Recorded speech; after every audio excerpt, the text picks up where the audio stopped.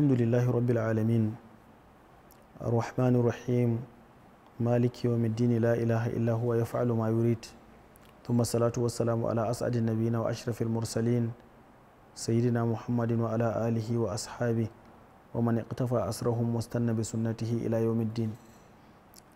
Bayan haka yan uwa, barkanmu da sake saduwa a cikin wannan shiri namu mai albarka na ga shawara, wanda ake nuno shi daga nan gidan tv nan mai albarka na Africa TV 3. yan uwa masu sauraro, idan ba a manta ba, a shawarwarin da muka bayar wanda suka gabata, mun ba da shawarwari ne wajen mu'amalar da ya kamata 'ya'ya su yi da iyayensu, wajen yi musu biyayya da kuma kyautata musu, da ƙalubalen da za su fuskanta matukar mutum ya koma zuwa ga Allah tabaraka wa ta'ala yana wato ainihin mai samun matsala tsakaninsa da iyayensa, ko kuma a ce iyayensa dai suna fushi da shi. To wallahi akwai kalubale babba. Allah tabaraka wa ta'ala gyara tsakaninmu da iyayenmu, ya ba mu zaman lafiya tsakaninmu da su. Allah tabaraka wa ta'ala ba mu ikon kyautata musu da kuma yi musu biyayya. To a yau insha Allah zan mai da akalar shawarata wani zuwa ga matasa waɗanda Allah tabaraka wa ta'ala ya ba su karfin jiki a zamanin yanzu.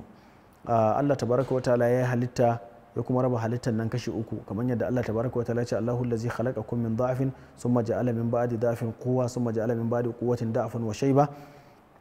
Lalle Allah tabaraka wa ta'ala shine wanda ya halicce ku daga rauni, kuna jarirai, kuna yara, sannan bayan wannan raunin sai ya sa masa karfi, shine lokacin samartaka, bayan wannan karfin kuma sai ya sanya rauni, shine wato ainihin lokacin tsufa. To ina so in yi mana magana ga mu matasa waɗanda muke da sauran jini a jikinmu, muke da ƙarfin jiki. Ya kamata mu yi amfani da abin da Allah tabaraka wa ta'ala ya bamu na wannan lokacin wajen yi wa Allah tabaraka wa ta'ala bauta da yi wa addinin Allah aiki.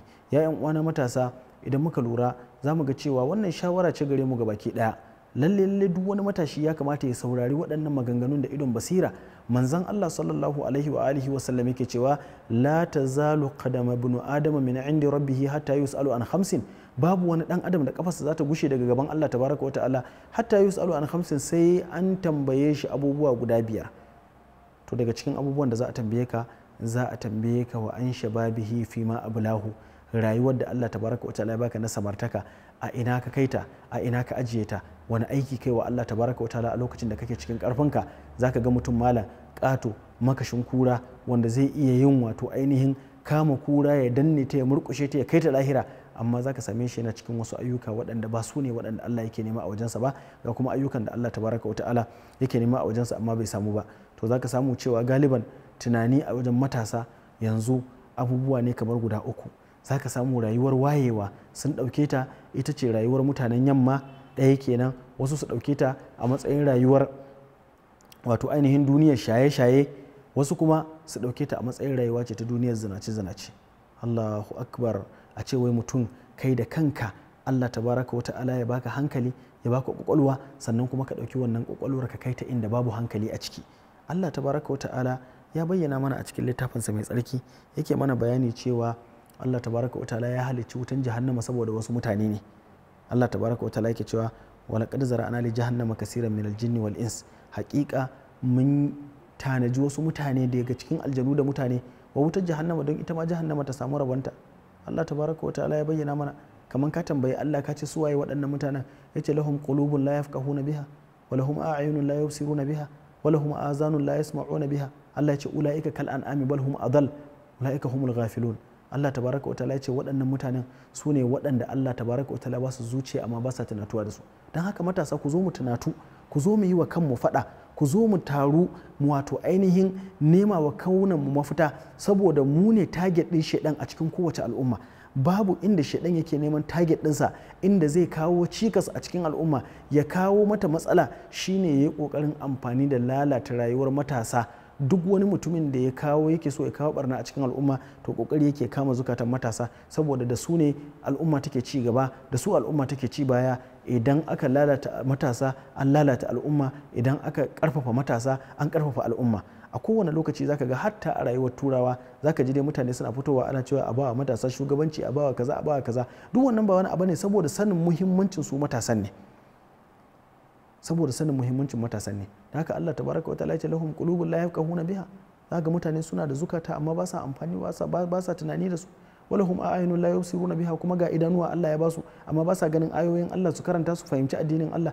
Walahum azanun la yasma'una biha, suna da kunnuwa amma ba za su tsaya su saurari addinin musulunci da wato ainihin wannan kunnuwan nasu ba. Allah tabaraka wa ta'ala ce ulaika kal an'am, waɗannan kaman dabbobi suke. Allah tabaraka wa ta'ala ce ulaika humul ghafilun bal hum adall, waɗannan sun fi ma dabbobi bata. Wa ulaika humul ghafiluna, Allah tabaraka wa ta'ala ce waɗannan su ne waɗanda suka rafkana dangane da al'amarin Allah a bayan ƙasa. To ya ku matasa, kada mu bari wasu al'amura na rayuwa su dinga janye mana wato ainihin tunaninmu, su dinga ɗauke mana fikiranmu, su dinga ɗaura mu akan tafarkin shaidan. Muna ganin cewa daidai ne, muna ganin hanyar gaskiya za a gaya mana ita amma mu koma kan tafarkin ƙarya, muna ganin hanyar ƙarya za a nuna mana ita, a nuna mana gaskiya mu kyale gaskiya ko mu dawo kan ƙaryar. Yaya za a yi mu samu nasara da wannan? Ya za a yi mu ci nasara da wannan? Duk abin da muke yi wallahi sai mun dawo kan tafarki na gaskiya, mun ɗaura abubuwan mu ɗan ba akan abin da ya shafi wato ainihin rayuwarmu, mun nemi albarka Allah tabaraka wa ta'ala a ciki, sannan Allah tabaraka wa ta'ala zai agaza mana. Amma sai ka samu yanzu matasa abubuwan da suka fi sarrafar musu da tunaninsu daga cikin al'umma suka mai da su lalatattu, waɗanda ba za su yi amfani da ƙarfinsu da tunaninsu da basirarsu da Allah tabaraka wa ta'ala ya ba su ba. Idan muka duba tarihin matasa a baya, ka ɗauki irin su Imamun Nawawi, wanda gabaki ɗaya rayuwarsa bata wuce shekara 40 da yan kai ba, wasu ma suna cewa bai kai shekara 40 ba, amma idan aka nuna maka cewa littafai, shine yana da littafi, shine yake da littafin Riyadus Salihin, yayi sharhin Imam Sahihul Muslim, yayi kaza ga nan manya-manyan littafai da Imamun Nawawi ya wallafa su duk a cikin waɗannan 'yan shekaru. Kai kuma yanzu ka yi shekara 30 da wani abu, abin da ya rage maka kai Imamun Nawawi 'yan kaɗan ne ya rage maka, amma kai ko kwatankwacin ka karantar da littafin Ahlari baka fara yi ba. Wannan ba karamar matsala bace ba a cikin duniyar matasa da muke rayuwa a ciki. Ya 'yan uwana matasa, wallahi idan muka lura za mu gane cewa mu aka bari a baya, kuma mu ne ake zalunta. Saboda me? Saboda shedan yana amfani da mu, yana karkatar da mu daga kan tafarkin gaske, yana ɗora mu akan tafarki na ƙarya. Mu ɗauki tafarkin kallon ƙwallo a gurin matasa, yau ya zama shine abin yayi. Wanda bayi da tim ma shine abin kushewa, wanda ya rike tim ya zama yana da nasa, har ma ka ji mutum yana magana cewa yau ni zan yi wasa, ya ma mai da wannan tim din ya koma shi. Mu ma manta da cewa abubuwan da suke hada mu fada a cikin wato ainihin ƙwallo da wannan da sauransu, mu dawo kan al'amarin duniya, mu manta da al'amarin addini. Yanzu a ce mutum ya zauna ya yi minti 60, ya yi minti 90 yana kallon ƙwallo, awa 1 da rabi yana kallon ƙwallo, sannan kuma an samu extra time ya ƙara wani mintuna 30. Kaga kenan ana maganar kusan awa 2 duk kana zaune, kai ba salati ba, kai ba zikiri ba, kai ba hailala ba, baka yi wani abin da zaka samu ladan shi a gurin Allah tabaraka wa ta'ala ba. Wannan kadai a ce ba wani zunubi da za a rubuta maka, baka zagi kowa, baka kaunaci kafiri ba, baka komai ba, a ce wannan kadai za a duba a rubuta maka shi a cikin wato ainihin ayyukanka. To daga nan wajen fa minhaji ya canja. Lalle dan adam zai gane cewa ya yi asara mai girma. Muna asarar lokutanmu a harkar ƙwallo, muna asarar lokutanmu a zaman majalisa, muna asarar lokutanmu a abubuwan da ba su dace ba, har ya zamanto cewa irin wannan abin da ake gani har shine idon duniya take ganin mu da shi, ake ganin cewa wai wasu lalatattun mutane ne. Domin da ba mu aikata waɗannan abubuwan ba, da ba wanda zai mana kallon lalatattu. Duk mutumin da ya zo ya gan ku a zaune a gindin bishiya, dole zai yi tunanin lalaci. Kai baka da shi kuma kana zaune a gindin bishiya, sannan kuma ga wani bayi da shi kuma yana gona, kai kuma sai a kira ka kai ma mai kwazo bayan kana gindin bishiya kana zaune, wancan kuma yana gona yana noma domin ya samu abin kansa, sai kuma a kira ku da suna ɗaya.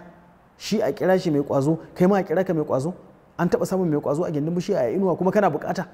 To saboda haka dole ne matasa mu tashi, mu zama mu ne fakashin bayan al'umma, mu ne wanda ake kira yara kuma sai a ce musu manyan gobe. To kai ne fa zaka zama manyan gobe. Idan mutumin da ya zama babban gobe kuma kai ne goben, idan aka zo to ai goben ma gaba ɗaya sai ta zama ta kasalallun mutane. Don haka dole ne mu tashi, mu saki wato ainihin jiki, mu yi wa Allah tabaraka wa ta'ala aiki, mu bi tafarkin Allah tabaraka wa ta'ala. Daga cikin abin da ake saye mana shine nuna mana rashin muhimmancin lokaci. Mu matasa ya kamata mu san cewa lokacin mu yana da muhimmanci, saboda me a kowane lokaci zaka iya komawa zuwa ga Allah tabaraka wata'ala, amma sai ya zanto cewa kaga matashi malam ya shiga cikin al'amarin rayuwar duniya, a kullun yana nuna maka kamar ma bai san cewa akwai mutuwa a gabansa ba. Kuma Allah tabaraka wata'ala ya gaya mana qul innal mauta alladhi tafiruna minhu fa innahu mulaqikum. Lalle wannan mutuwar da kuke gujewa daga gare ta, to lalle ku sani cewa wannan mutuwa za ta same ku. Thumma turaduna ila alimil ghaibi wa shahada, za a mayar da ku zuwa ga Allah wanda ya san gaibu, wanda zai shaida akan ayyukanku, fa yunabbi'ukum bima kuntum ta'malun, ya ba ku labarin ayyukan da kuka kasance kuna aikatawa. Yanzu kai matashi a zo da kai gaban Allah tabaraka wa ta'ala ana tambayanka akan ayyukanka, ka dinga zuwa da sunayen yan kwallo, ka dinga zuwa da tumatumai na yan kwallo, wannan kana gani zai fitar da kai zuwa gaban Allah tabaraka wa ta'ala? A tambaye ka ranan kaza karfe kaza me kake yi, ka ce kana kallon Real Madrid ne da Manchester, ko kuma kana kallon kaza, zaka iya zuwa gaban Allah tabaraka wa ta'ala da wannan? Amma zaka samu wani matashi malam a tambaye shi a ce masa me kake karfe kaza, ya ce karatun Qur'ani nake yi, lokaci kaza fa muna majalisin hadisi, lokaci kaza fa ina koyon karatun fiqhu, lokaci kaza fa na kai wa ƴan uwana ziyara, lokaci kaza fa. Sai kaga wani gabaki ɗaya lokutansa ya cika su da aikin alkhairi, ya cika su da aikin alkhairi. Amma wani matashi mala za a tambaye shi kawai banda zaman majalisa mala da tunani da faɗin maganganu akan masu kuɗi, duk wanda ka gani ya wuce da sabuwar mota sai ka ce ga barayin mu, da wanda ya samu ta halal da wanda ya ci ta haram, kai dai zunubinsa gabaki ɗaya kai ma ya dawo kanka. Ka manta manzon Allah sallallahu alaihi wa alihi wa sallam yayi mana magana akan giba, yayi mana magana akan giba, har ma wani yake cewa to manzon Allah idan abin da ka faɗa mutumin yana da shi fa, idan ka ce wani barawo ne kuma in ya zama barawo ne kuma baka faɗa kan idansa ba, manzon Allah sallallahu alaihi wa alihi wasallam ya ce idan kai wannan shine ma'anan kayi giba. Amma idan abin da ba laifinsa bane ma kace yayi, to wannan shine kai masa kage, ka masa kire, ka kirkiro masa abin da baya kansa. Dan haka Allah tabaraka wa ta'ala ba zai bar mu ba matasa, komawa za mu yi zuwa ga Allah tabaraka wa ta'ala. Kuma mutuwan nan ba ruwanta da yaro, ba ruwanta da matashi, ba ruwanta da tsoho, duk lokacin da lokacin ka yayi, idza jaa ajaluhum la yasta'khiruna sa'atan wa la yastaqdimun. Dan haka matasa mu tsaya akan tafarkin Allah tabaraka wa ta'ala. Mu ne kashin bayan al'umma, mu ne masu taimakon al'umma ta girma, mu ne masu taimakon al'umma ta tashi, mu ne masu taimakon al'umma su ta zama abin da duk inda za ta je al'umma da matasa take zuwa. Amma ya zamanto cewa mun zamanto lalatattun matasa wanda ba ma iya tsayawa akan addinin musulunci, ba ma tsayawa akan sallah, ba ma tsayawa akan zakka, ba ma tsayawa duk wani abu, kawai sai dai idan mun samu mu zamanto cewa kullum muna cikin sabon Allah. Hasbunallahu wa ni'mal wakil. A ce kullum a cikin sabon Allah kake, in ka samu kuɗi a sabon Allah za su ƙare, idan baka da shi ma kana cikin sabon Allah. Shaidan ya riga ya gama saye mu, ya saye tunanin mu, ya gama kwace mana wato ainihin fikirar mu. Dole ne ya zamanto cewa kullum a cikin rayuwar mu wallahi matashi yayi tunanin cewa lalle fa yana cikin wata dama ne da Allah tabaraka wa ta'ala ya bashi, yana cikin wata dama ne da Allah tabaraka wa ta'ala ya bashi. Amma daga lokacin da ka wuce wannan damar, ka tambayi waɗanda suke wato ainihin shekaru masu yawa, za su gaya maka cewa ga irin abubuwan da ake ciki. Don haka ya ku matasa, mu gyara tunaninmu, mu san cewa lalle fa abin da yake kanmu din nan, lalle Allah tabaraka wa ta'ala zai tambaye mu akan wannan shekarun da muke ciki na samartaka da tashe. Wannan ba wai ana magana akan namiji kaɗai bane, har da ma mata. Wannan maudu'in namu na wannan halkar insha Allah za mu ci gaba da shi akan matasa a halka mai zuwa da ikon Allah tabaraka wa ta'ala. Wassalamu alaikum wa rahmatullahi ta'ala wa barakatuh.